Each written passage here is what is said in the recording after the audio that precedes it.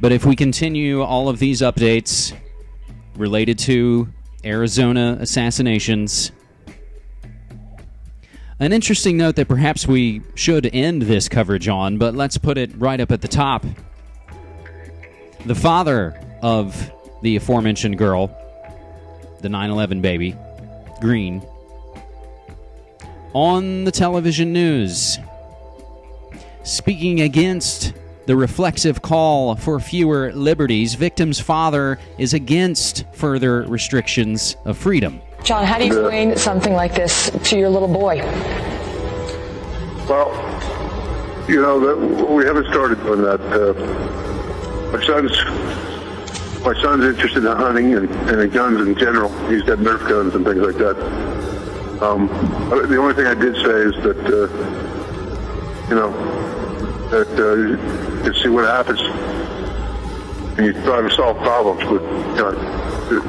You can't solve problems with guns. There's always going to be more problems. This is such a random act. I don't want to raise alarm to such a rare thing to happen in Tucson, Arizona, which is a wonderful city, and the northwest side is a wonderful community. But it just shows that it can happen anywhere, and I think Christina, she was born on 9/11, the day the towers came down in New York City, and he left us this tragic day.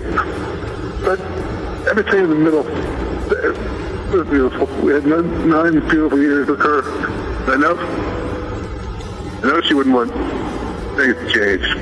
Would not want restrictions. I saw what happened to our lives, specifically because I travel quite a bit. After 9/11, travel became a nightmare.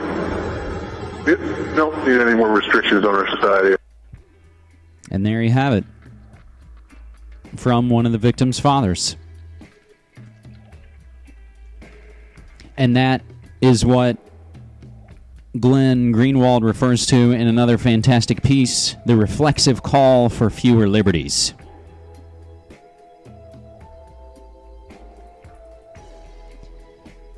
And then, as the stories so often do, it started to fall apart. Of course, this was being painted along our partisan, ridiculous, phony left-right paradigm political lines. This guy was obviously a Tea Party racist crazy person, right? That all started to fall apart once people who knew Jared Loughner began to speak, and once the information was fleshed out, or at least was announced to the rest of us somewhat.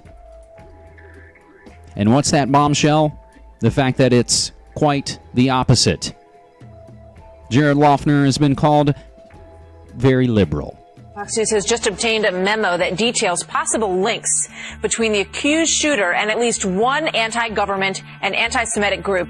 James Rosen joins me now. He's following this breaking news for us in Washington.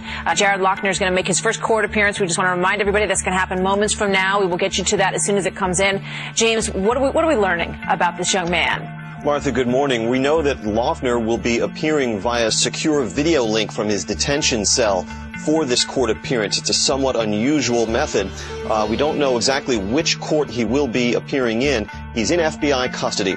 He is awaiting arraignment. It is possible that Loughner will face both federal and state charges in this case. Federal murder charges could subject him, after any conviction, to the death penalty. At the same time, authorities are on the hunt for a second suspect in this case, and they have released this still photograph taken from a routine surveillance video of this man. He is described as a white man in his 40s or early 50s, wearing a blue jacket and blue jeans. Officials have been vague about why they believe a second individual may have been involved in the shootings, but they're asking anyone who knows who that individual in that photograph might be to contact the authorities. Martha. Yeah, James, Fox got his hands on some intelligence from DHS that has a little bit more information about what they're learning about this young man and a connection that he may have with a group known as AMRAD. What can you tell us about that? Yeah, this is all breaking in just the last hour. Fox News obtained this DHS memo obtained by my colleague, our Pentagon correspondent, Jennifer Griffin. This memo was intended as a summary of the known facts of this case at about 6 p.m. last night. It gave us our first indication, for example, that Jared Loughner's mother works for the Pima County Board of Supervisors. Now, the DHS memo says that where Loeffner's possible motive for his alleged crimes might be concerned, quote, strong suspicion is being directed at a group called American Renaissance. Suspect is possibly linked to this group, the memo says, through videos posted on his MySpace and YouTube account. The memo goes on to say the group's ideology is anti-government, anti-immigration, anti-Zog, which is a reference to Zionist occupational government, and anti-Semitic, unquote. Now, we have some more breaking news here, Martha. I just got off the phone with Jared Taylor, the Yale-educated founder of American Renaissance.